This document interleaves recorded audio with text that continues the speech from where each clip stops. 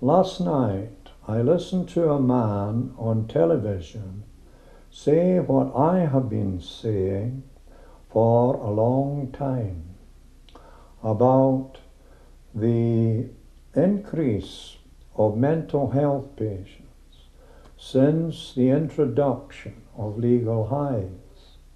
In my campaign, I even planned to walk from the Scottish Parliament to 10 Downing Street to have them stopped.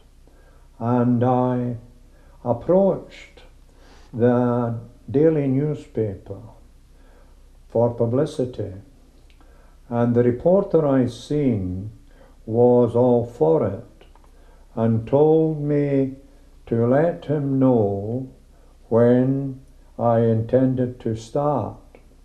Unfortunately, when I told him the date and time, he said he would have a photographer at Edinburgh to take photographs on the day.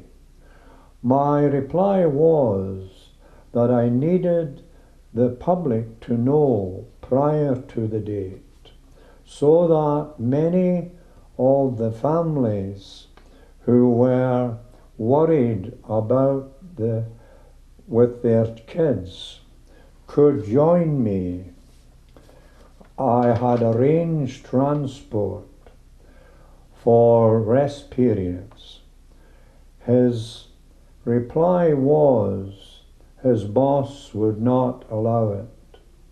I had also told him that I didn't want any publicity regarding my book, as my campaign was about the suffering of the addicted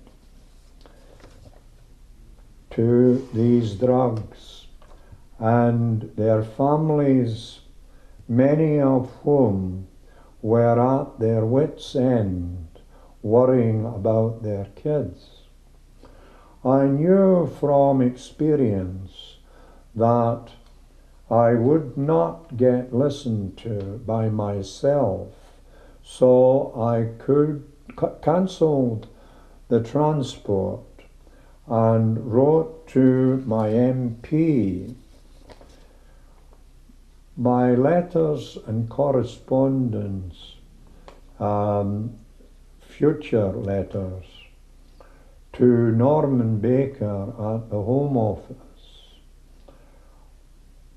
who was the minister who dealt with legal highs at that time. And the response from him via my MP was good.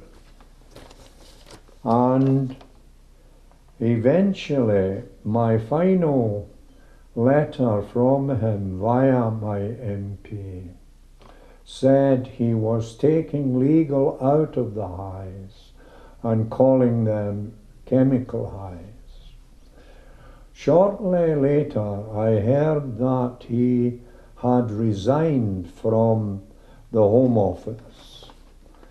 I couldn't understand this, for from the correspondence I had received from him via my MP told me that this man had worked very hard against young people being addicted by what was known as legal highs. But since they were eventually banned completely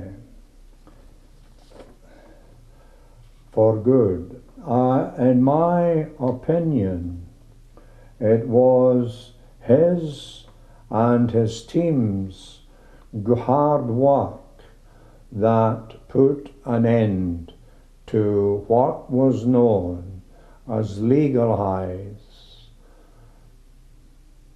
I had a different name for them. Thank you for listening. and God bless you.